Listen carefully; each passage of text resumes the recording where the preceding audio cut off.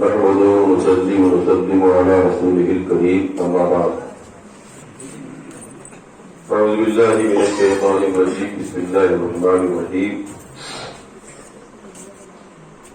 والذين جاءوا من بعدهم يقولون ربنا اغفر لنا ولإخواننا الذين سبقونا بالإيمان صدق الله العلي العظيم وبلغنا رسوله النبي الأمين المبين المتين الرؤوف الكريم ونحن على ذلك لمن الشاهدين والشاكرين والحمد لله رب العالمين. حضرات محترم، کچھ لمحے کے لیے یہ بندہ ناچیز آپ کی خدمت میں حاضر ہے.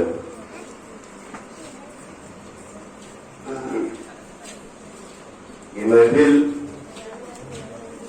ایصال ثواب کی غرض سے منعقد کی گئی. ہماری اور ہم سب کی کئی مشترکہ یہ ذمہ داری ہے کہ ہم جس محفل میں آئے دعوت ہو تو کم سے کم جو محفل کا حق ہے اسے ضرور ادا کریں. اور یہ مزاج بھی ہمیں بنا کے رہنا بھی چاہیے. رہنے کے لیے کوئی آیا نہیں سننا، سب کو جانا ہے. ذہن جتنا صاف ستھرا ہوتا ہے اسی اعتبار سے اللہ تعالیٰ ثواب بھی عطا فرماتا ہے. ہر ایک کو برابر ثواب نہیں دیتا. یہی بات ایسا نہیں کہ آپ کو جتنا ملے گا مجھے اتنا ہی ملے گا، کہ مجھے جتنا ملے گا اتنا ہی آپ کو ملے گا. ثواب میں بھی درجے ہیں. کام میں آپ کا وقت نہیں لینا چاہتا. بلا کبھی ہم سب اپنے آقا کی بارگاہ میں امت خضرا کی طرف نو لگا کر نذرانے درود پیش کرتے ہیں. اللہم صلی علی سیدنا حبیبنا مولانا محمد صلی اللہ علیہ وسلم. نزلہ زکام کی شکایت سے آواز ہماری بھاری ہوگی، اس سے آپ کو پتہ چلتا ہوگا. زکام چکن لیتا ہے تو سامعین کو آواز اچھی نہیں لگتی. اس لیے خطیب کو چاہیے کہ سچویشن اور حالات کو دیکھ کر گفتگو کرے. دے رہا ہوں یہ پیغام تم کو، دے رہا ہوں یہ پیغام تم کو، گر کرو گے تو راحت ملے گی. دے رہا ہوں یہ پیغام تم کو، گر کرو گے تو راحت ملے گی. اور ماں کی خدمت سدا کرتے رہنا، ان کے قدموں میں جنت ملے گی. ماں کی خدمت سدا کرتے رہنا، ان کے قدموں میں جنت ملے گی. ساری دنیا میں جا کر کے ڈھونڈو، ساری دنیا میں جا کر کے ڈھونڈو، ماں کی جیسی نہ دولت ملے گی. ساری دنیا میں جا کر کے ڈھونڈو، ماں کی جیسی نہ دولت ملے گی. جو سکون قرار بیٹے کو ماں کے قرب میں ملتا ہے، ماں کے آغوش میں، اس کی گود میں، اس کی محفل میں، اس کی مجلس میں، اس کے سامنے جو بیٹے کو قرار ملتا ہے تو نرم و گداز ایئر کنڈیشن کمروں میں بیٹھ کر بھی اس کو نہیں ملتا ہے. اور تب جب بیٹے سے عظیم نعمت دوش ہو جاتی ہے، وہ نعمت جب رخصت ہو جاتی ہے تو بیٹوں کو احساس ہوتا ہے. جس کا احساس ہی مر جاتا ہے، جس کا ضمیر مر جاتا ہے، جس کا دل مردہ ہو جاتا ہے، میں اس کی بات نہیں کرتا. جس کو اللہ نے دل دیا ہے، دل میں زندگی عطا فرمائی ہے، جس کو اللہ نے ضمیر عطا فرمایا ہے، ضمیر میں آگہی اور شعور والی صلاحیت عطا فرمائی ہے، میں اس سے مخاطب ہوں. اللہ تعالیٰ ایسے بندوں کو جس کو دل دیتا ہے، دل میں حیات دیتا ہے اور زندگی دیتا ہے، ضمیر دیتا ہے، اور ضمیر ایسا ہو کہ ضمیر تمہیں جھجھوڑے، تمہیں ابھارے اور اس بات پر مستعد کرے، اے بندے جس بنیاد پر تم دنیا میں آئے ہو، جس کے سبب سے تم آج اس مقام پر پہنچے ہو، جس کی دعاؤں کی وجہ سے تم آج دنیا میں عزت و وقار کی کمائی کر رہے ہو. آج تمہیں عزت و وقار کی نگاہ سے دیکھا جا رہا ہے. دولت، شہرت، یہ مکان زمین، جب جو کچھ بھی نعمتیں ہیں اللہ نے تمہیں تمہارے ماں باپ اور تمہاری ماں اور باپ کے صدقے میں عطا فرمایا ہے کہ ماں باپ ایسی نعمت ہے، ایسی نعمت ہے، تم پوری زندگی ان کی خدمت کرتے رہو گے، ان کا احسان کبھی چکا نہیں سکتے ہو۔ اللہ نے تمہیں ایسی نعمت عطا فرما دی ہے، تم کعبہ نہ چاہو، مکہ نہ چاہو، اور محبت کی نگاہ سے ماں کو ایک مرتبہ دیکھ لو، ایک حج مقبول کا ثواب مل جاتا ہے۔ ایک مرتبہ ماں کو دیکھ لو، ایک مرتبہ ماں کو دیکھ لو۔ سرکار دو عالم صلی اللہ علیہ وسلم کی بارگاہ میں صاحب رسول نے یا رسول اللہ، اگر کوئی 100 بار دیکھے ماں کو، محبت کی نگاہ سے کوئی ایک مرتبہ دیکھ لے، اسے مقبول حج مبرور کا ثواب ملتا ہے۔ نبی کی بارگاہ میں یا رسول اللہ، اگر کوئی 100 بار ماں کو دیکھے محبت کی نگاہ سے، تو اللہ تعالیٰ ارشاد، اللہ کے نبی ارشاد فرماتے ہیں وہ بڑا کریم ہے، وہ بڑا قریب ہے، اس کے یہاں گنتی نہیں ہوتی، شمار نہیں کیا جاتا۔ اگر اس نے کہہ دیا ہے کہ جو ایک مرتبہ ماں کو محبت کی نگاہ سے دیکھتا ہے، بندہ جتنی بار دیکھے گا اللہ تعالیٰ اتنی بار ثواب عطا فرما دیتا ہے، جتنی بار۔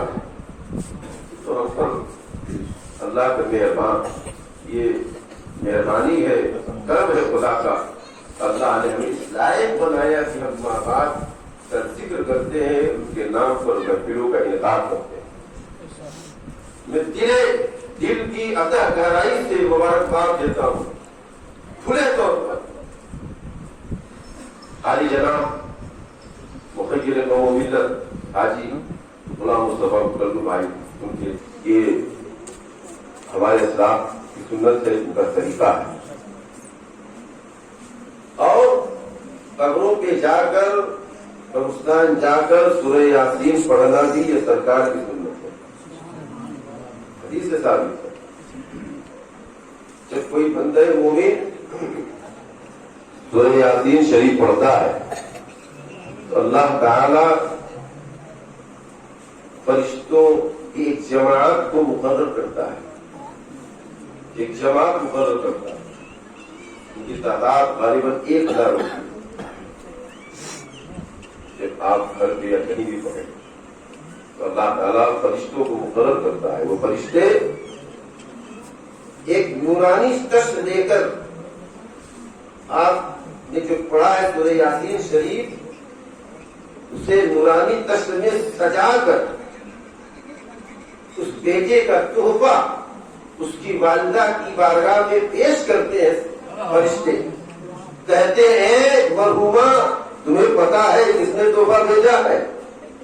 تو پوچھا جاتا ہے یہ کہاں سے آیا؟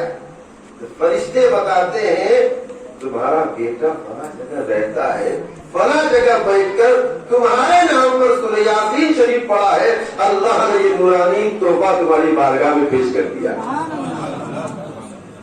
فرشتوں کے ذریعے سے تحفے پیش کیے جا رہے ہیں۔ حدیث پاک ہے، اللہ کے نبی صلی اللہ علیہ وسلم ارشاد فرماتے ہیں، وہ ہے شب جمعہ، جمعہ کی ہر رات منتظر رہتی ہے۔ ایک روایت ہے کہ منتظر ہونے کا معنی یہ ہے کہ عالم برزخ سے متوجہ ہوتی ہے، دونوں بات متاثر ہے۔ روایت میں ہے کہ منتظر رہتی ہیں، اللہ فرماتے ہیں کہ عالم برزخ میں ساری روحیں ہوتی ہے، منتظر ہونے کا معنی یہ ہے کہ وہ متوجہ ہوتی ہیں، ان کا کانٹیکٹ، ان کا تعلق اس زمین سے ہوتا ہے جس زمین انہیں سپرد کیا جاتا ہے، جس زمین انہیں دفن کیا جاتا ہے، اس زمین سے ان کا کانٹیکٹ اور رابطہ ہوتا ہے۔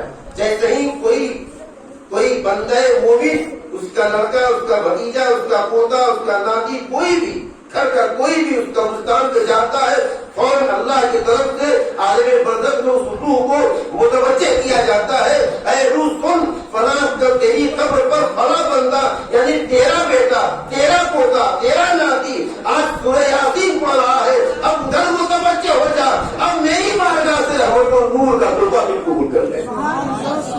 یہ طریقہ عالم برزخ سے روحیں متوجہ ہو جاتی ہیں کہ میرا بیٹا میرے لیے کیا کرتا ہے، میرا پوتا، میں نے اپنے بیٹے کو تربیت دی، اس نے اپنے بیٹے کو تربیت دی، وہ کیا کرتا ہے میرے لیے۔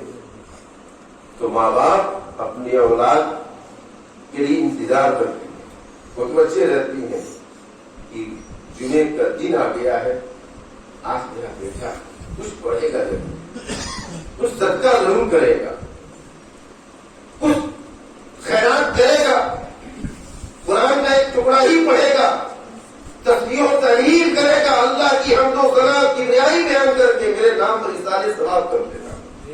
جب بیٹا لاپرواہ ہوتا ہے، دنیا میں مست گمراہ ہوتا ہے، جب ایسا کرتا نہیں، غمگین پسپردہ ہو جائے، بڑی چوٹ لگتی انہیں احساس ہوتا ہے، کاش میں اپنے بیٹے کو ایسی تربیت دیتی، اسلامی تربیت دیتی، انہیں قرآن کی تعلیم دیتی، تو میرا بیٹا آج جمعے کے دن میرے نام پر سورہ یاسین پڑھتا، سورہ اخلاص پڑھتا۔ حضرت سیدنا حماد مکی رحمۃ اللہ علیہ کا واقعہ ہے، وہ قبرستان سے گزر رہے تھے، مکہ شریف یا کسی قبرستان گزر رہے تھے، تو آپ نے کیا دیکھا کہ مردے بڑے خوش نظر آ رہے ہیں، تو آپ نے پوچھا کیا بات ہے، کوئی نعمت مل رہی آج کیا؟ نہیں، اللہ کا خاص کرم ہوتا ہے۔ کیسا کرم؟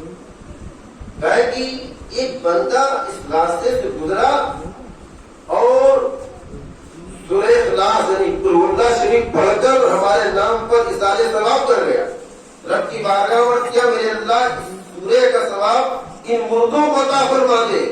تو حضرت سیدنا حماد مکی رحمۃ اللہ علیہ شاہ فرماتے ہیں، جب میں نے بالمشابہہ مراقبے کے ذریعے سے مردوں سے ہم نے گفتگو کی ہے، جو مردوں نے کہا کہ اللہ نے اتنی رحمتیں عطا فرمائی، اتنی نعمتیں عطا فرماتی ہے، سال بھر سے ہم آپس میں بات رہے لیکن رحمتیں ختم نہیں ہو رہی ہیں۔ بتاؤ، ایک مرتبہ سورہ اخلاص پڑھنے پر اس کی رحمتیں بانٹی جا رہی ہیں، اللہ کی بارگاہ سے جو نعمتیں ملی ہیں اسے تقسیم کیا جا رہا ہے، اللہ کی رحمتوں کو بانٹا جا رہا ہے، دن گزر رہے ہیں، سال گزر گیا ہے لیکن اللہ کی رحمتیں ختم نہیں ہو رہی ہیں۔ جس کے نام پر 18 مرتبہ قرآن شریف پڑھ کر اس کے نام پر اصالے ثواب کر دیا جاتا ہے، میرا عقیدہ بولتا ہے جب ایک اللہ کے ولی کی زبان سے بات نکلی ہے یقیناً سچ ہوگی، جب ایک بار سورہ اخلاص پڑھنے سے اتنی رحمتیں مل سکتی ہیں جس کے نام پر سینکڑوں بار قرآن پڑھا جاتا ہے، اللہ تعالیٰ اس کی قبر کو رحمت و نور سے بھر دیتا ہے، کر دیتا ہے، لبریز فرما دیتا ہے۔ آج تو ہم یہاں بیٹھے اس لیے بیٹھے ہیں کہ ہمیں مرحومہ اور مرحوم کے لیے دعا کرنا ہے۔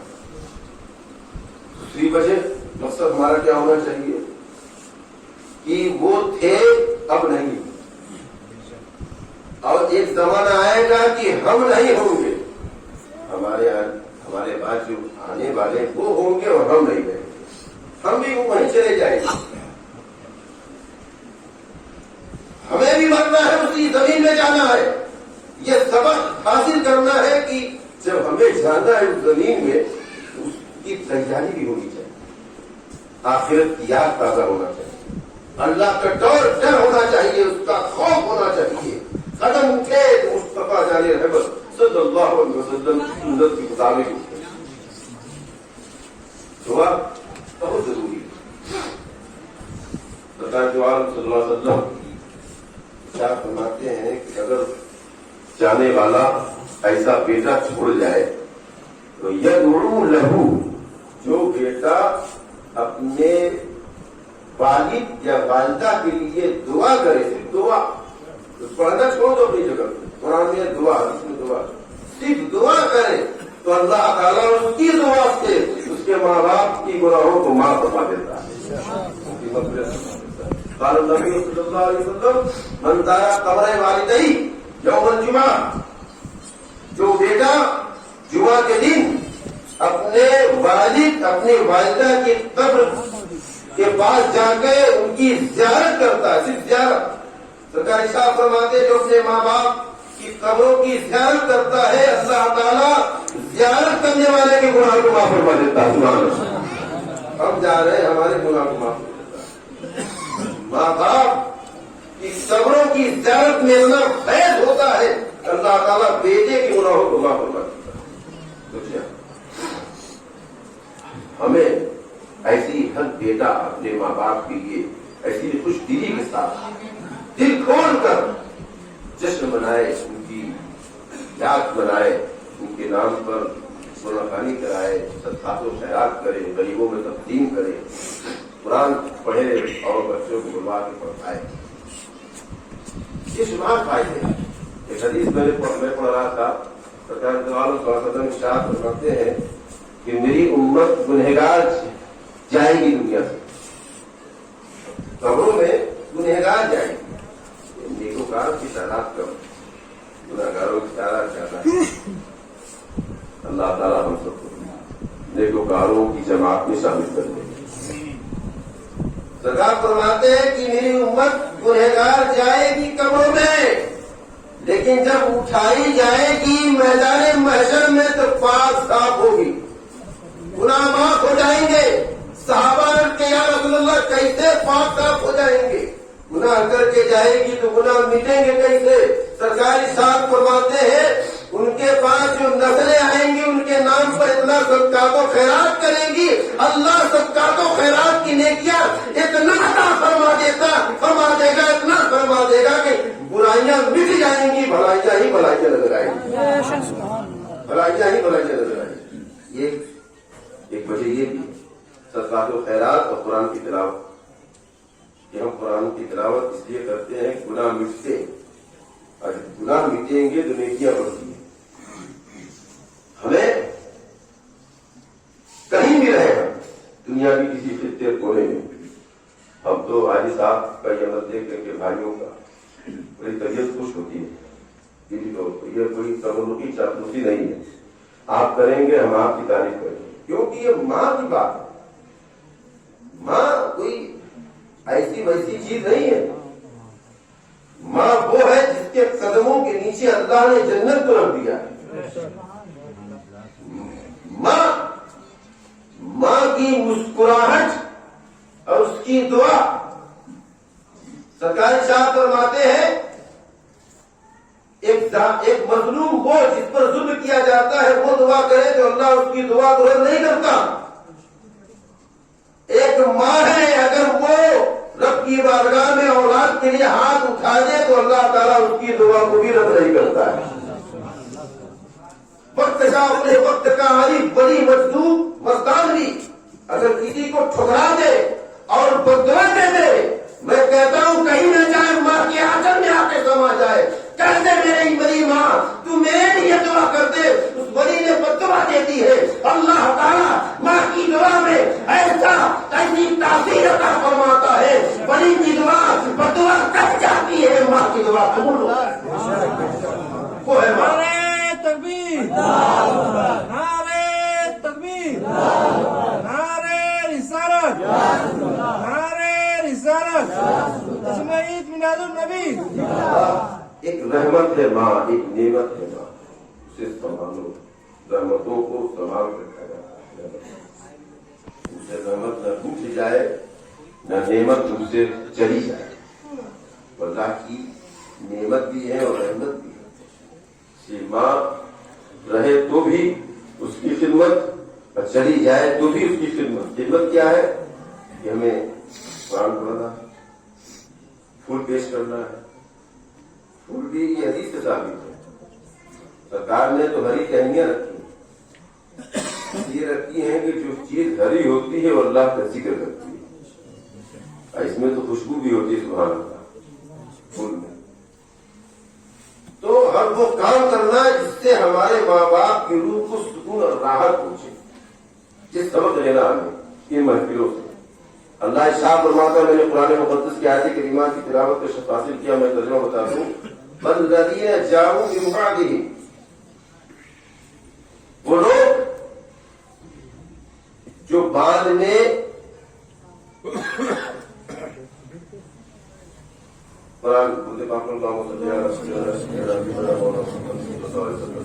والذین جاؤوا من بعدہم یقولون ربنا اغفر لنا ولإخواننا الذین سبقونا بالایمان وہ کہیں گے جو بعد میں آنے والے ہیں، اے میرے رب جو ہم سے پہلے گزر گئے، ایمان والے جو ہم سے پہلے گزر گئے، یہ اللہ تو ان کے گناہوں کو بھی معاف فرما دے اور ہمارے بھی گناہوں کو معاف فرما دے۔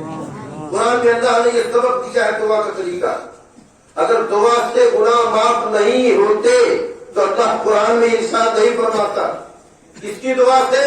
میں ابھی ہوں، مجھ سے پہلے لوگ گزر گئے، تو جو گزر گئے ان کے لیے آنے والے دعا کرتے ہیں، تو اللہ نے دعا کا طریقہ عطا فرمایا جو تم سے گزر جائیں، دنیا سے رخصت ہو جائیں، اب تم رہو دنیا میں، تو رب کی بارگاہ میں یعنی میری بارگاہ میں اللہ کہتا ہے دعا کرو، اے میرے اللہ تم میرے بھی گناہوں کو معاف فرما دے، جو ہمارے بھائی گزر گئے ہیں ان کے بھی گناہوں کو معاف فرما دو، تو اللہ تعالیٰ تمہاری دعا کو قبول فرماتا ہے اور تمہارے گناہوں کو بھی معاف کر دیتا ہے، جو تمہارے بھائی جو رخصت ہو چکے ہیں ان کے گناہوں کو بھی معاف فرما دیتا ہے۔ یہ طریقہ اللہ نے قرآن میں سکھایا۔ تو ہمیں دعا کرنا ہے، صرف دعا سے گناہ معاف ہوتا ہے۔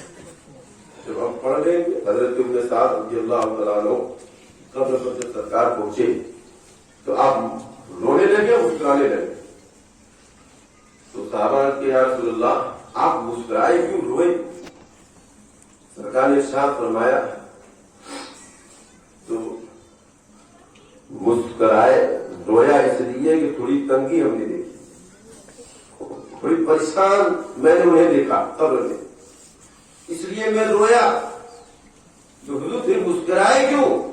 تو سرکار نے ارشاد فرمایا میں اس کے بعد تسبیح پڑھنے لگا، اور تسبیح جیسے ہی پڑھا تو اللہ نے ان کی روح کو آسانی عطا فرما دی۔ سبحان اللہ۔ سرکار نے تسبیح پڑھی تو سرکار کی تسبیح پڑھنے سے مرحومہ کو اللہ نے فوراً سکون عطا فرما دیا، راحت عطا فرما دیا، اس کی قبر میں اپنی رحمت نازل فرما دیا۔